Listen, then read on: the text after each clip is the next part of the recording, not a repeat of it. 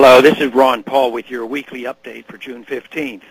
Last week, another bill was passed and signed into law that takes more of our freedoms and violates the Constitution of the United States. It was, of course, done for the sake of the children and in the name of the health of the citizenry.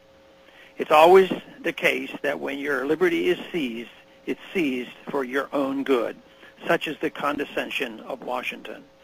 The Family Smoking Prevention and Tobacco Control Act will give sweeping new powers over tobacco to the FDA.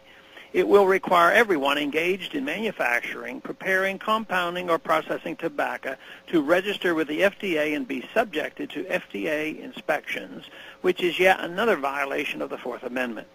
It violates the First Amendment by allowing the FDA to restrict tobacco advertising in multiple ways, as well as an outright ban on advertising any cigarettes as light, mild, or low tar.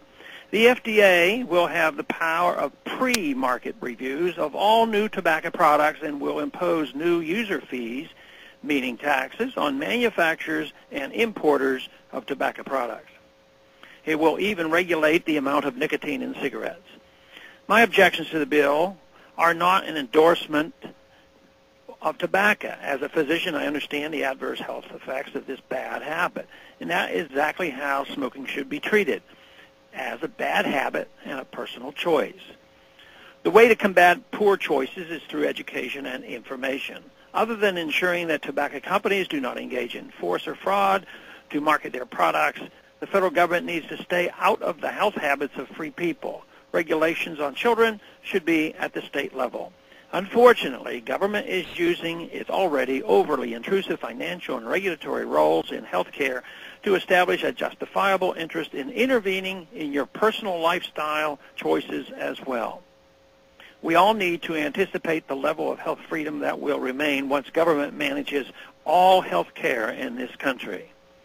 Actions in Congress, such as this tobacco bill, are especially disconcerting after we thought we were beginning to see some progress in drawing down the wrong-headed and failed war on drugs. A majority of Americans now think marijuana should be legal, taxed, and regulated, according to a recent Zogby poll, 59%, and 11% undecided. And over 70% are in favor of allowing medicinal use of marijuana. Bills like this take us down exactly the wrong path. Instead of gaining more freedom with marijuana, we are moving closer to prohibiting tobacco.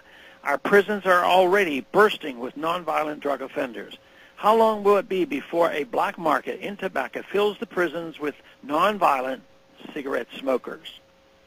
Hemp and tobacco were staple crops for our founding fathers when our country was new. It is baffling to see how far removed from real freedom this country has become since then. Hemp, even for industrial uses, of which there are many, is illegal to grow at all. Now tobacco will have more layers of bureaucracy and interference piled on top of it. In this economy, it is extremely upsetting to see this additional squeeze put on an entire industry. One has to wonder how many smaller farmers will be forced out of business because of this bill. Thanks for calling this update. A new update is placed on this number, 888-322-1414.